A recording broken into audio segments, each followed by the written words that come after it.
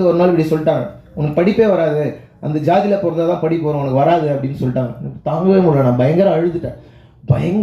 அவன் ஏன் அப்படி சொன்னாங்க, ஏன் என் கூட அந்த பையன்கிட்ட கேட்டேன், ஏன் இந்த ஜாதிக்கு வந்து படிப்பு வராதுன்னு சொன்னாங்க அப்படின்னு சொல்லி கேட்டேன்.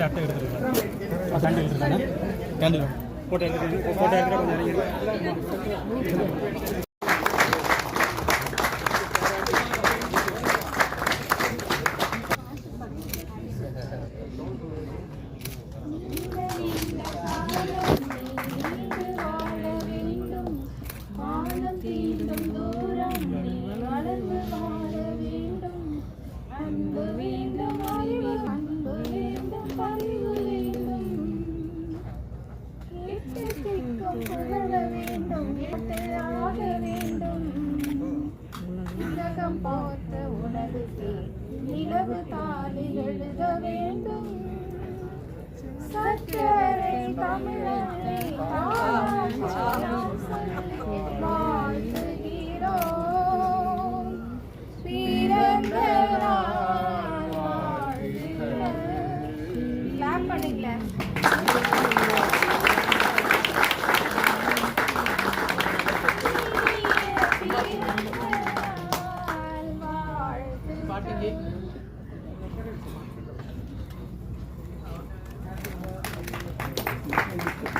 Thank you so much to press and media friends. Thank you and once again happy birthday Arif avargalukku. Thank you. அப்பா நிறைய விஷயங்களை பேசினாரு. நான் இந்த இசைத்துறை மியூசிக்குள்ளே வந்த பிறகு நிறைய நேரம் என்னுடைய பெற்றோரோட நான் ஸ்பெண்ட் பண்ணதில்லை. அதனால் இன்றைக்கி அப்பா என்னை பற்றி என்ன நினைக்கிறாரு அப்படிங்கிறத நான் இன்றைக்கி உங்கள் எல்லோரும் முன்பாகவும் தெரிஞ்சுக்கிட்டேன். அதனால் அப்பா ரொம்ப நன்றி. எப்போதுமே ஒரு ஏக்கம் இருக்கும். நான் நிறைய நேரம் எடுத்துக்கல, ரொம்ப ஷார்ட்டாக பேசுகிறேன். முதல்ல இந்த நிகழ்வுக்கு என்னுடைய அழைப்பை ஏற்று வந்திருக்கும் மேடையில் இருக்கக்கூடிய எனது அன்பிற்கினிய இயக்குனர் அண்ணன் பா ரஞ்சித் அவர்களுக்கு மனமார்ந்த நன்றியை தெரிவித்துக் கொள்கின்றேன். மதிப்பு மரியாதைக்குரிய ஆட்சி பணிய அம்மா சிவகாமி ஐஏஎஸ் அவர்களுக்கு என்னுடைய மனமார்ந்த நன்றியை தெரிவித்துக் கொள்கின்றேன். என்னுடைய அழைப்பை ஏற்று தன்னுடைய பிஸியான நேரங்களையும் எனக்காக வந்திருந்த இயக்குனர் அண்ணன் இசையமைப்பாளர் இமான் அவர்களுக்கு என்னுடைய நன்றியை தெரிவித்துக் கொள்கிறேன். நான் 11வது 12வது படிக்கும்போது கேசட்டில் வரக்கூடிய பாடல்கள், டிவி கிடையாது, டிவி பார்க்க விட மாட்டாங்க வீட்டில். அப்போ நான் கேட்ட ஒரு குரல் வந்து அந்தோனிதாசன் அண்ணனுடைய குரல். அந்த குரல் எனக்குள்ளே அப்படியே பாஞ்சிச்சு ஒரு 15 வயசில். நான் அந்த நம்பிக்கையில் தான் நேற்று அவருக்கு ஃபோன் பண்ணேன். நான் உங்கள் குரலை கேட்டுட்டு நான் ஒரு பாடகன் நானும் நினச்சிருக்கேன், அதனால் நீங்கள் வரணும் அப்படின்னு சொல்லி உரிமையாக கேட்டேன். எனக்காக வந்த அண்ணன் அந்தோனிதாசன் அவர்களுக்கு நன்றி தெரிவித்துக் கொள்கின்றேன். மற்றும் என்னுடைய டீம் நான் தொடர்ந்து இவங்களை சொல்கிறேன். பட் இருந்தாலும் மேடையில் இருக்கக்கூடிய கல்பனா அவர்களுக்கும் காட்சி and Anto, thank you so much for being here. Valliyamma பேராண்டி இந்த ஆல்பம் வந்து ஒரு 12 பாடல்கள் கொண்ட ஆல்பமாக பண்ணணும். முதல்ல எனக்கு இந்த இண்டிபெண்டன்ட் மியூசிக்குள்ளே வரணும் அப்படிங்கிற தாட் ப்ராசஸ் அதெல்லாம் வந்து நான் முதல்ல ரேப் மியூசிக்கே கேட்டது கிடையாது, சினிமாவும் பார்த்தது கிடையாது. நான் பார்த்தது எல்லாமே எங்கள் ஊருக்கு வந்து ஒவ்வொரு ஆண்டும் ஏப்ரல் 14 அன்றும் டிசம்பர் 6 அன்றும் கம்பீரமாக மேடையில் நின்று பாடக்கூடிய தலித் சுப்பையா அவர்களுடைய இசைக்குழுவும் அப்புறம் மணிமேகலை அக்கா, இப்படி நிறைய மக்கள் இசை கலைஞர்களை தான் நான் பார்த்து வளர்ந்துருக்கிறேன். அவர்கள் பாடும்பொழுது அந்த உணர்வு அப்படியே, இப்போ நம்ம வந்து பாபா சாஹிப்போட ஒரு புத்தகம் படிக்கணும்னா நம்ம அதுக்கு ஒரு தலித் சுப்பையா ஐயா பாட்டை கேட்டுடலாம், ரெண்டும் ஒன்று தான் அப்படிங்கிற அளவுக்கு அவ்வளோ எளிமையாக இசை எனக்குள்ளே கடத்திடுவாங்க. அதேமாதிரி எங்கள் அம்மா சர்ச்சு கூப்பிட்டு போவாங்க, அங்கே இருக்கிற பாடல்கள்லாம் நிறைய கேட்டிருக்கேன். அங்கே இருக்கிற பாடல்களோட அங்கே உட்காந்து கும்பலாக பசங்களோட உட்காந்து பாடுறது, இவ்வளோ தான் என்னுடைய இசை அனுபவம். மற்ற மாதிரி சுற்றி இருக்கிறவங்க பாடுறது அதுதான். ஆனால் இன்றைக்கி வந்து ஒரு இண்டிபெண்டன்ட் மியூசிக் ஸ்பேஸ்க்குள்ளே நான் இருக்கிறேன்னா கண்டிப்பாக அதுக்கு மிக முக்கியமான காரணம் வந்து தி கேஷ்லெஸ் கலெக்டிவ்ங்கிற மூவ்மெண்ட்டு. கேஷ்லெஸ் கலெக்டிவ்ங்கிற மூவ்மெண்ட் இல்லைன்னா நான் வந்து இப்படியான இடத்துக்கு வந்தே இருக்க முடியாது. அந்த மூமெண்ட்டில் வந்து நான் அந்த தாட் ப்ராசஸ்க்கு வந்து உண்மையிலே பா ரஞ்சித் அண்ணன் அவர்களுக்கு மனமார்ந்த நன்றி சொல்ல கடமைப்பட்டிருக்கேன். ஏன்னா அது எனக்கு மட்டுமானது இல்லை, அது வந்து ஒரு தேவையான பிளாட்ஃபார்ம்னு நினைக்கிறேன். எப்போதுமே வந்து விளிம்பு நிலை மக்களுடைய குரலையும் விளிம்பு நிலை மக்களுடைய வாழ்க்கையும் பண்பாட்டையும் இசை வடிவங்கள் எப்போதும் அப்ராப்ரியேட் பண்ணியே பழகி இருந்தது. ஆனால் அது தாண்டி இல்லை நாங்களாக வந்து பேசுவோம், நாங்களும் கோட் ஷூட் போட்டு தைரியமாக ஸ்டைலாக கெத்தாக வந்து நிற்போங்கிறத உலகத்துக்கு நிரூபித்து காட்டியது வந்து கேஷ்லெஸ் கலெக்டிவ். அந்த கேஷ்லெஸ் கலெக்டிவில் நான் மேடை ஏறினதான் எனக்கு அதுக்கு முன்னாடி எனக்கு விருப்பம் இருந்தது. நான் உதயானாவை சந்திக்கும் போது சொன்னது என்னென்னா, ஆனால் எனக்கு நிறைய சமூக விழிப்புணர்வு பாடல்கள் பாடணும், அம்பேத்கர் பாட்டு பாடணும், இதுதான் என்னுடைய விருப்பம் அப்படின்னு சொன்னேன். அந்த வார்த்தை தான் அவரை வந்து எனக்கு கேஷ்லெஸ் கலெக்டில் இணைக்க வச்சுதுன்னு நினைக்கிறேன். இப்போது அந்த ஜேர்னி தொடங்கி என்ஜாய் எல்லாம் தாண்டி இன்றைக்கி வள்ளியம்மா பேராண்டின்னு நான் இந்த ஆல்பத்துக்கு பேர் வச்சது. வள்ளியம்மாளுடைய ஹிஸ்ட்ரி வந்து ரொம்ப முக்கியமானதுன்னு நினைக்கிறேன். 1823 இங்கேருந்து லட்சக்கணக்கான மக்களை பிரிட்டிஷ் வந்து தேயிலை தோட்டங்களில் இலங்கையில் வேலை செய்வதற்காக அழைத்து போனார்கள். அந்த மக்களை விடுதலைக்கு பிறகு அங்கேயே விட்டுட்டு போயிட்டாங்க. அதில் பாதி மக்களை அங்கேருந்து இலங்கை அரசாங்கம் திருப்பி இந்தியாவுக்கு அனுப்பியது 1970கள் 80களில். அப்படி குடும்பங்கள் ரெண்டாக பிரிக்கப்பட்டன, அதாவது கட்டாயமாக பிரிக்கப்பட்டன குடும்பங்கள். அப்படி பிரிக்கப்பட்டு வேரிழந்து ஊரிழந்து இந்த ஊருக்கு வந்து மீண்டும் உழைப்பாலும் கல்வியாலும் நேர்மையாலும் முளைத்தெழுந்த ஒரு மகத்தான ஒரு குடும்ப தலைவி தான் வள்ளியம்மாள்.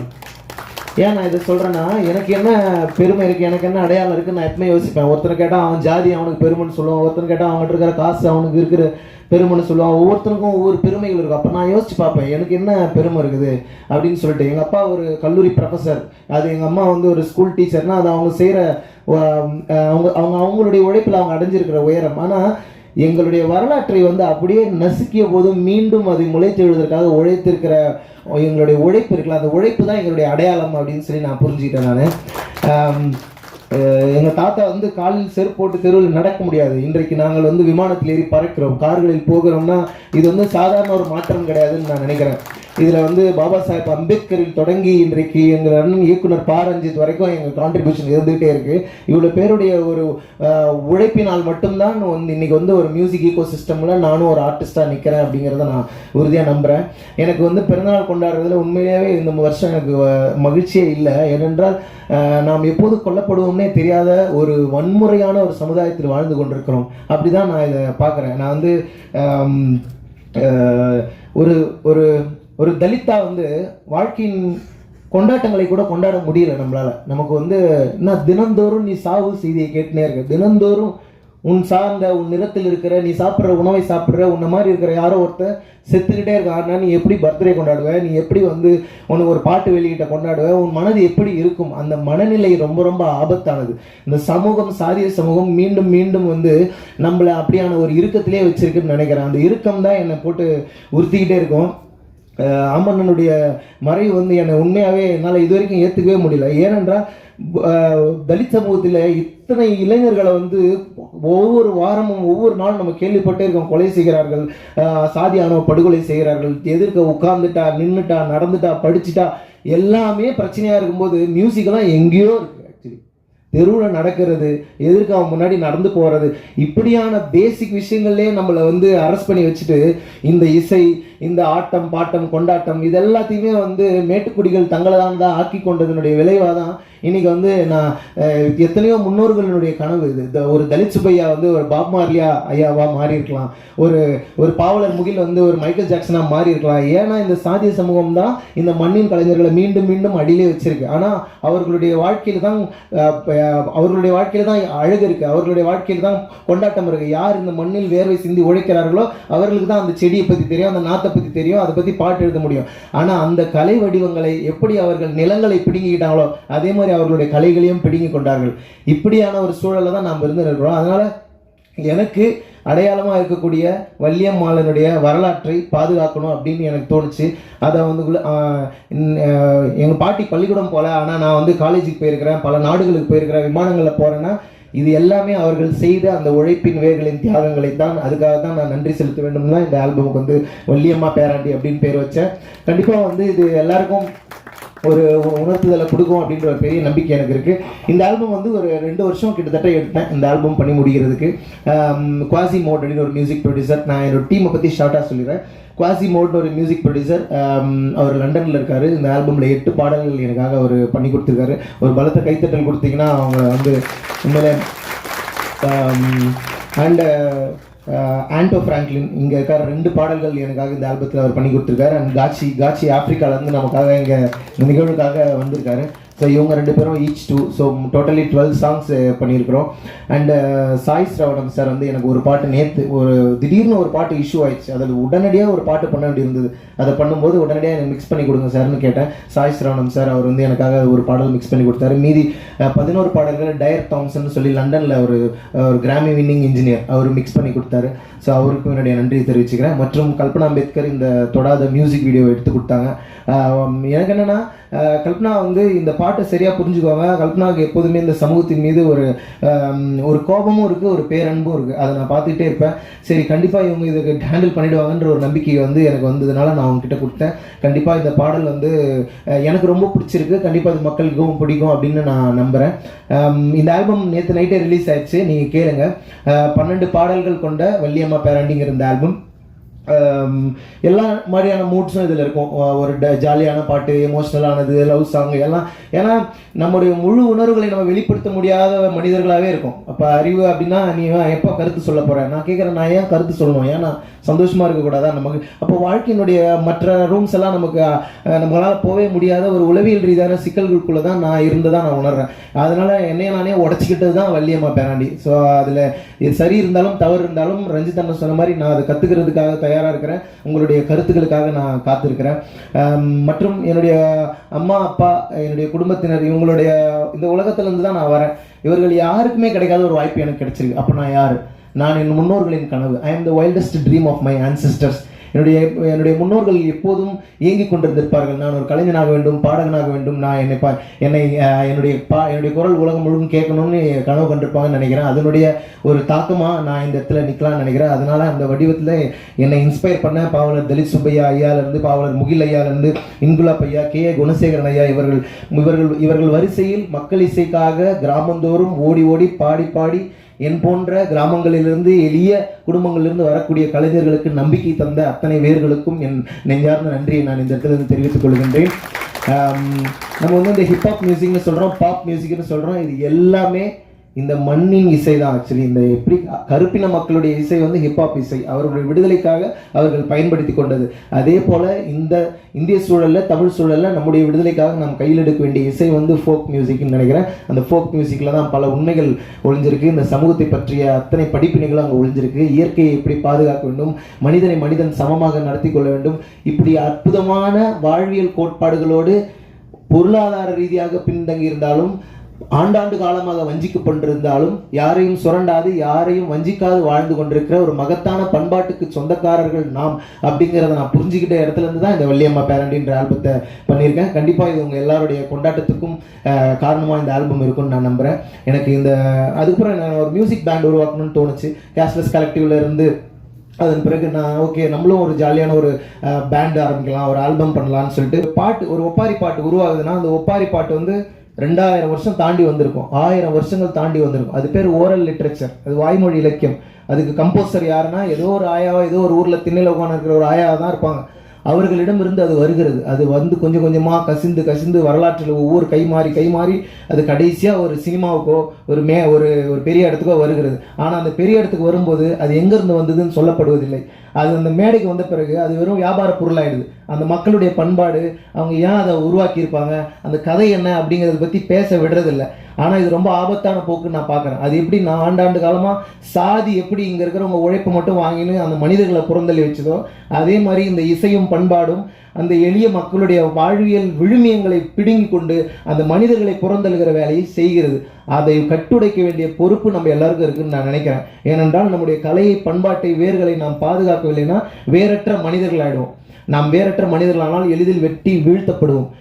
இது வந்து எனக்கே இந்த அனுபவம் இருந்தது. நான் என்ஜாய் பாட்டு பண்ணப்போ நான் பேசணும்னு நினச்சது தான் எனக்கு பிரச்சனையாக மாறிச்சு. நான் பேசணும்னு நினச்சது ஆமாம் எங்கள் ஆயா கிட்டேருந்து நான் இதை வாங்கினேன். இப்போது சொன்னாங்க உங்கள் ஆயாவை பற்றி பாட்டு பண்ணுறதுக்கு தான் நான் வந்திருக்கேன். ஆமாம், எங்கள் ஆயாவை பற்றி பாட்டு பண்ண தான் நான் வந்திருக்கேன். ஏன்னா எங்கள் ஆயாக்கள், எங்கள் தாத்தாக்கள் ஆண்டாண்டு காலமாக அடிமைகளாக இந்த மண்ணில் இருந்தவர்கள். அவர்களின் ரத்தத்திலும் வேர்வையிலும் முளைத்து விடுதலை பெற்ற பறவைகளாக நாங்கள் இன்றைக்கு கலைஞர்களாக மேடையில் ஏறி நிற்கிறோம். அதனால் அதை பற்றி நான் பேசாமல் வேறு எதை பற்றி நான் பேசுவேன்? நான் பேசுவதற்கு வேறு என்ன இருக்கிறது?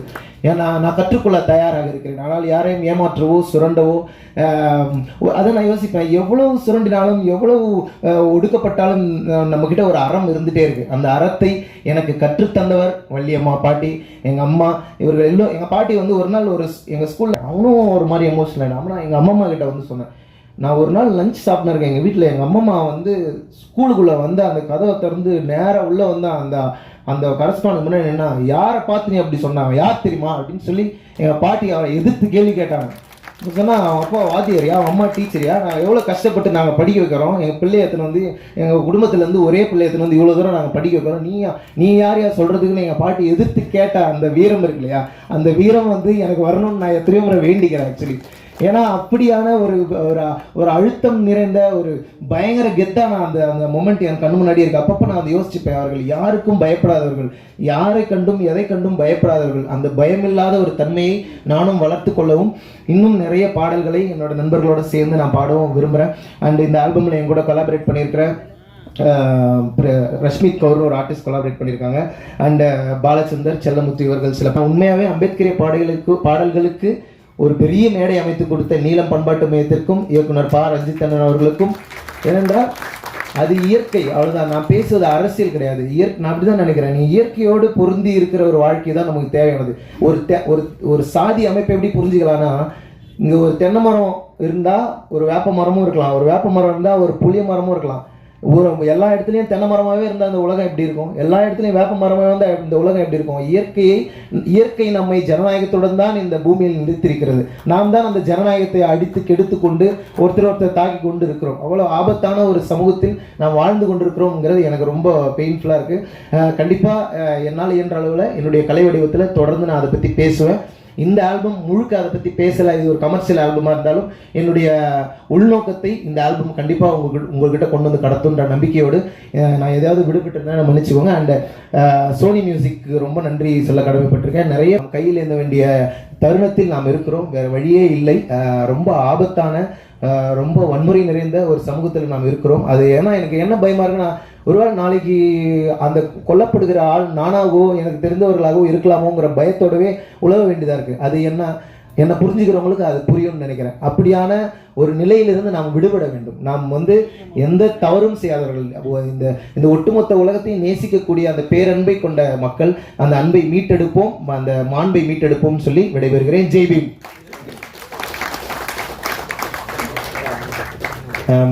மற்றும் நான் ஒரு சின்ன இது மறந்துட்டேன். என்னுடைய நான் பேர் படிச்சிடறேன், சாரி.